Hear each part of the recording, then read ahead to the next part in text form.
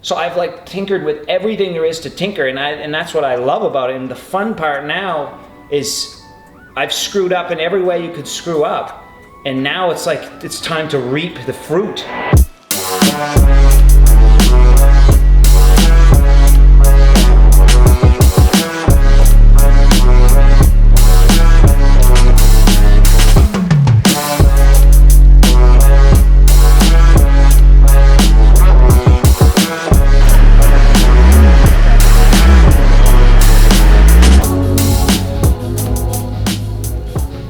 It's been a long time since we've checked in with you. It has? Yeah. I feel like it's been like a month. Not much happens in a month. It's pretty slow moving around here. What do you want? What do you need? What do you want to know?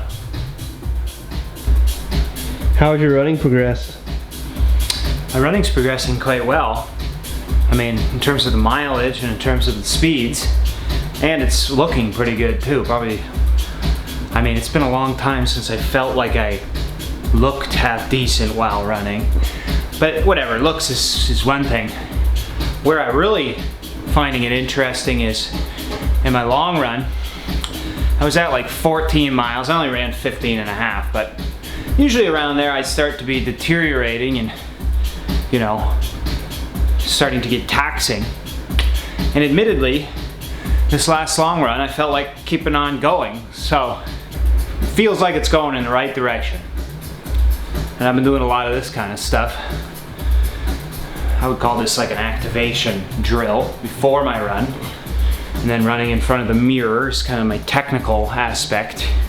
And then I've been doing a bunch of strength training too, which I believe will help hold the form together as you're fatiguing.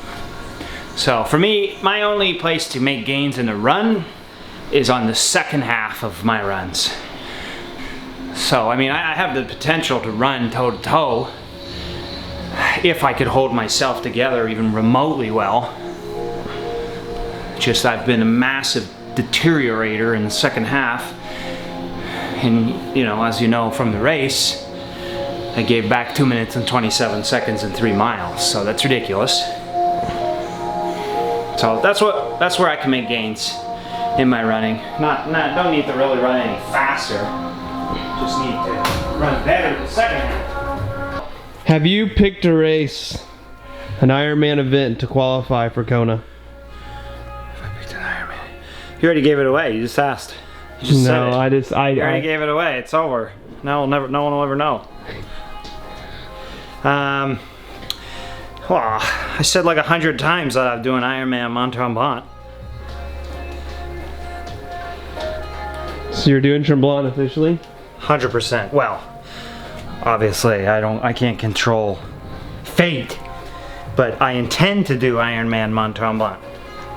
And things are progressing well.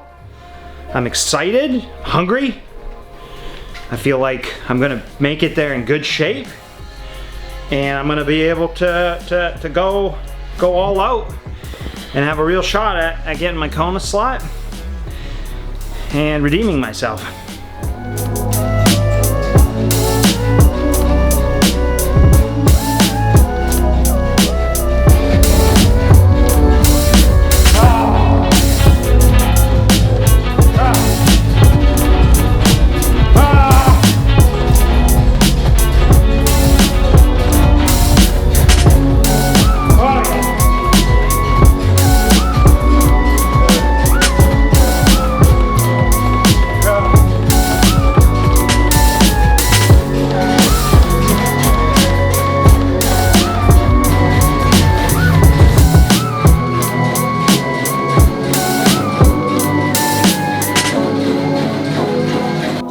Are you scared of anyone else on the start list, or are you just scared of racing again?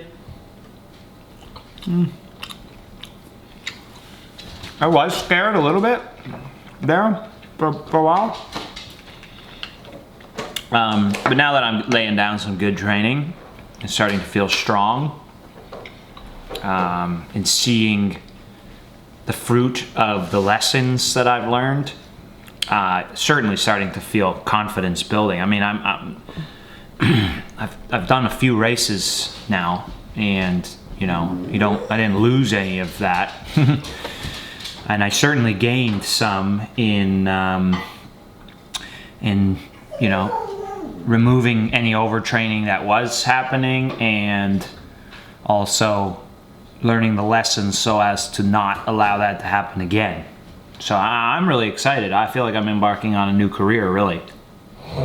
What I mean, now, of course, you can also argue, which people argued to me years ago, is why do you have to reinvent the wheel? Like guys like Dave Scott and Mark Allen have already learned many of these lessons.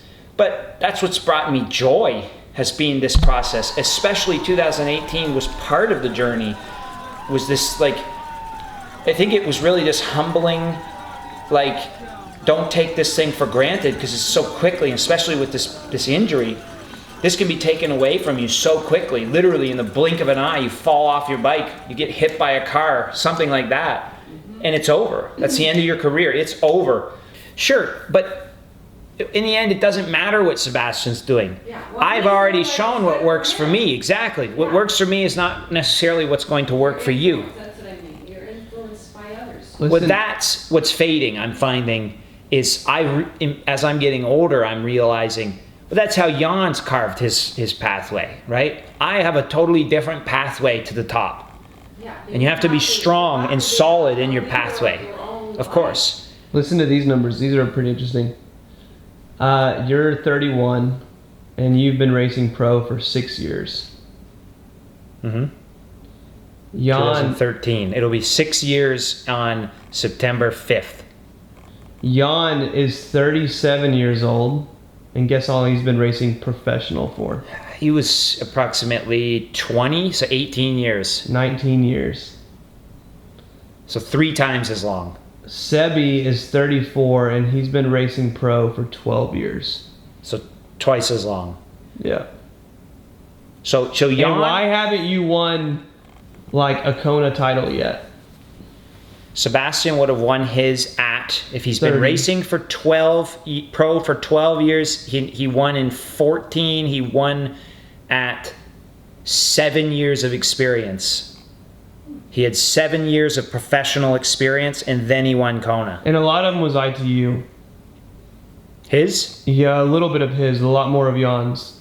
Yeah, Jan's. He won Olympic gold in 2000 something.